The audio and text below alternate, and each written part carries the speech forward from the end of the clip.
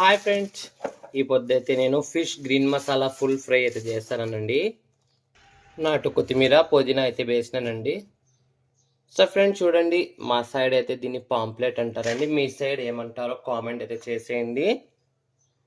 So friends ఎర్రగడ్డ అయితే వేసినానండి. So friends అల్లం తెల్లగడ్డ పేస్ట్, ఒక 4 పచ్చిమిరపకాయలు, కొంచెం కరివేపాకు. సో ఫ్రెండ్స్ మసాలా అయితే రెడీ అయిందండి. కారం తగినట్టుగా మిరప్పొడి,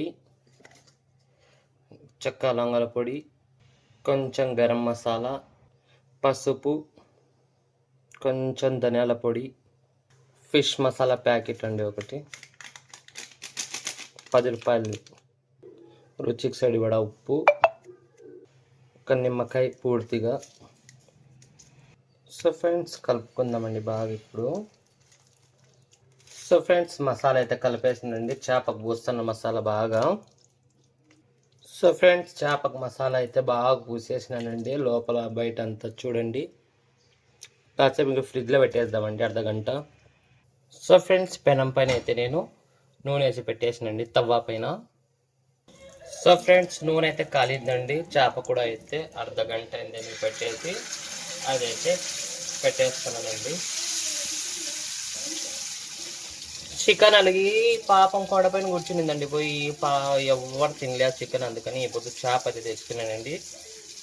చికెన్ తినకూడదు అన్నారు కాబట్టి చేప అయితే తెచ్చుకొని తవ్వా ఫ్రై అయితే చేస్తానండి, ఫుల్ ఫిష్. సో ఫ్రెండ్స్ ఒకవైపు అయితే కాల్చింది, ఇంకోవైపు అయితే తిప్పినా. చూడండి ఎంత టేస్టీగా అయితే, ఎంత ఎమ్మి కాని వస్తుందో ఫిష్. చేప పెద్దది కదండి, ఇట్లా వచ్చి అయితే కాలుస్తారండి చేపని. నేను నూనె లోపల వరకు అయితే పోయి కాలుతుందని. సో ఫ్రెండ్స్ చూడండి, చేప అయితే తప్పించి అయితే కాల్చాలండి.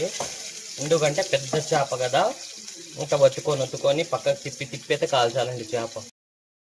సో ఫిష్ ఫ్రై రెడీ అయిపోయింది ఫ్రెండ్స్. చూడండి ఎంత బాగుందో కలర్ఫుల్గా. ఈ వీడియో నచ్చితే లైక్ చేయండి, షేర్ చేయండి, సబ్స్క్రైబ్ చేయండి ఫ్రెండ్. Bye bye.